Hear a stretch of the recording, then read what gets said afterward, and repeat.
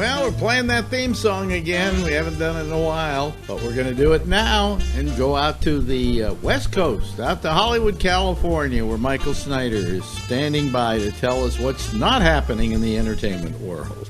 Yes, Michael. Hey, can you hear me okay? Yeah, I can hear you okay.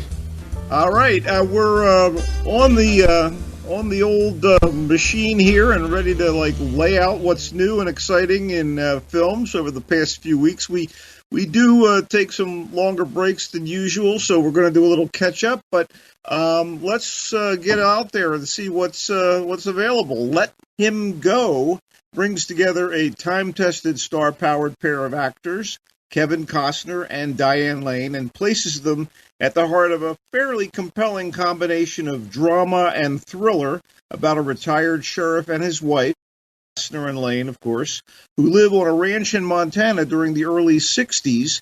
Their son, daughter-in-law, and infant grandson live with them in that quiet, rustic way. You figure a guy like Costner lives even today, but tragedy strikes the family, and things take off from there. And a few years later, Grandma and Grandpa are compelled to go on a journey to an off-the-beaten-track plot of land in the Dakotas to check on their now toddler grandson, who, with his hapless mother, is living with what I will charitably call a problematic family led by a nasty, controlling matriarch, played with gusto by British actress Leslie Manville.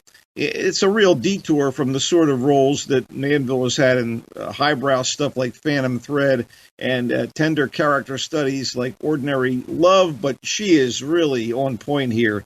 There is tragedy, dramatic tension, and some seriously gripping action in the middle of starkly beautiful heartland vistas. Writer-director Thomas Bazooka, who adopted his script from a novel, didn't invent or reinvent the wheel here. It's not a John Ford film or a Coen Brothers movie, although it sounds like it has all those elements. But Let Him Go is sturdy stuff that works in large part because Costner, Lane, and Manville are so damn good. Let Him Go is in select theaters and drive-ins this weekend, and hopefully soon to be on streaming, because I think it's a good film. Moving on to something a little less exciting, but nonetheless of value, Kindred.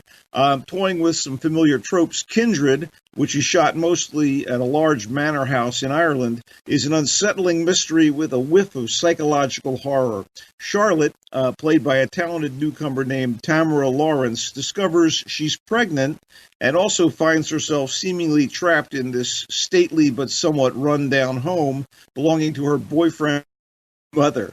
The older woman, played by esteemed British character actress Fiona Lewis, is an imperious, needy woman who is tended to by her devoted stepson. That's not too unsettling, is it? Lewis has made a career of playing women like this one. In fact, she was like the strict headmistress who terrorized Millie Bobby Brown and Enola Holmes. Here, she's terrorizing Lawrence's character, Charlotte. Kindred, directed and co-written by Joe Marcantonio, will remind you of other similar movies, and it does get disturbing here and there, mostly through the gaslighting aspects of it, but it doesn't rise to the fear factor of some more familiar genre movies that trade on the old pregnant woman in peril plot. It's just okay. But filmmaker Marcantonio shows flashes of inspiration, and I peg Lawrence as a young actress to watch. This will kill a little time. Kindred, not great, but again, it's worth your look if this is your kind of genre.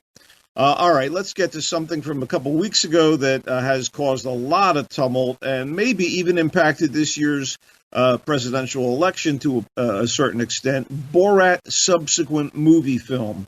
Like Sacha Baron Cohen's first Borat movie in 2006, which was Laugh Till You Hurt, the sequel is a gleefully gross and scathingly revealing comedy about the twisted, perverse state of the world, and in particular, the truly dark underbelly of American life in the 21st century. For those who don't know, I can't imagine you don't, Cohen is the British actor-writer who first came to prominence on cable TV as Ali G, a faux interviewer, who he played as a working-class UK tool and self-styled hip-hop gangsta, but it was this coarse Borat character, boorish, chauvinistic, anti-Semitic, ostensibly a journalist from Kazakhstan, who caused such a stir when Cohen introduced him 15 years ago.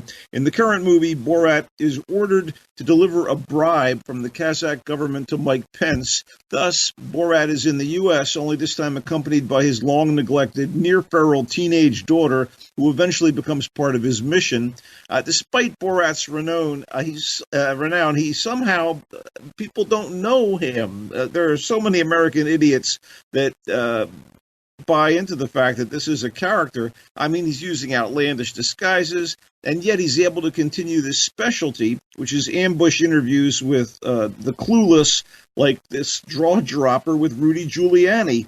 The one that's caused all this fuss in the press and in the media, he disrupts public events, including a Republican PAC gathering honoring Mike Pence. He goes to an anti-mask rally filled with white supremacists. Cohen is always hilarious and gutsy in his endeavors. I mean, I literally laughed out loud a dozen times while watching it, and I cringed a lot too. But I got to give a shout out to Maria Bakalova, the 20-something Eastern European actress who plays Borat's 15-year-old daughter. She's getting a lot of recognition for the Rudy sting. She is terrific. She's funny. She's fearless, and an ideal foil for Cohen. And considering the number of laughs and the, I guess we'll call it an October surprise element of the political content, I totally recommend you catch up to Borat's subsequent movie film.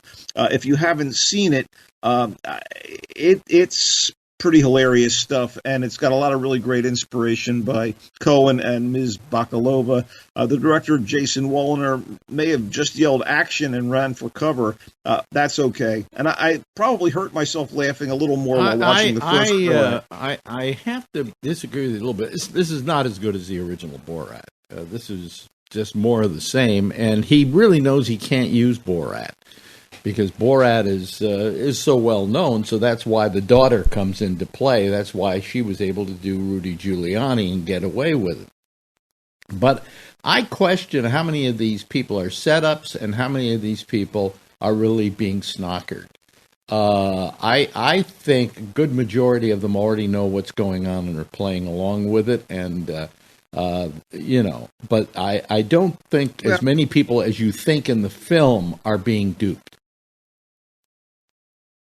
I do want to tell you that I think that it doesn't matter. I thought this was so funny. Yeah, but what I'm saying is there's no telling the audience, hey, we're putting one over on Rudy, but these people who are in this, who are, in a Klan rally or whatever, are not being put on. The white percent. Have you ever seen the clip? There is a clip that was not in the movie where he's actually the white supremacists realize he's making fun of them, and they start threatening him. And that looked totally legit. Look, you know what? It's very funny, and it's available on Amazon Prime. And if you haven't seen it, I do recommend it. I do think the first one, again, made me laugh harder, but I laughed plenty here. There is a point here, I won't say when it is, when I totally lost it. A scene that's so funny that I almost was crying. I know what you're talking about, the dance sequence, right? No, the sequence at Planned Parenthood. Oh, okay. All right. Yeah, okay. But the thing with her having a period is very funny. Come on, spoiler alert. Her moon blood, as they call it. It was, boy, talk about spoilers. Anyway, highly recommend it. Let's wrap up with Love and Monsters. To paraphrase Rocky the Flying Squirrel, now for something I really liked, but, not as much as Borat. Dylan O'Brien, star of the Maze Runner movies, one of the few young adult series adaptations I actually tolerated, is very, very appealing as the star of Love and Monsters. It's a constantly entertaining, often exciting, sometimes emotional, and even wryly funny slice of dystopian sci-fi about young Joel Lawson, played, of course, by O'Brien, who is trying to reconnect with his teen sweetheart 7 years after they're separated and driven underground by an apocalyptic event that mutates all sorts of common fauna into deadly, oversized predators. Joel has a hard time fending for himself. Still, love motivates him to leave the safety of a bunker that he shares with more valiant survivalists and venture over 80 miles of creature-infested hills and dale to reach the coastal colony where his girlfriend has been holed up. Yeah, everyone is forced to hole up for their own protection.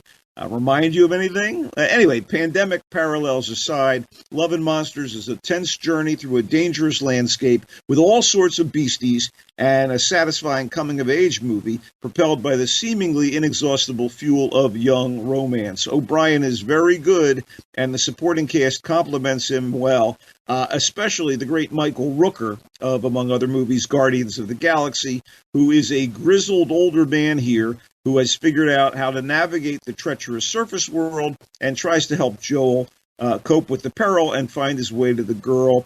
It was ably directed by Michael Matthews. I'm looking forward to his next movie, and I'm looking forward to seeing what O'Brien does next as well. I enjoyed Love and Monsters. What are you watching in video, Ben? Well, the one big thing that's on now, and it's always a delight, is Mandalorian, which is back for yet another season. And wow, yeah, episode 1 was epic. It was epic. Yeah. It's an amazingly good show, and something I fully look forward to. That and Star Trek Discovery, which this last week, a little bit off, but it has been quite good up until now. So, I also. Yeah, I agree with you. I agree with you on both appraisals. Yeah. Anyway, that's about it, I guess, huh? For now, we'll try to get back with you in a couple of weeks when more movies plug in. Yeah, and stay safe out there. Wear your mask. And don't go to any movie theaters, whatever you do. That's Michael Snyder, and that's our movie reviews for this time. Stay tuned for more GABNet coming right up if you're listening to us 24/7. Thank you, Michael.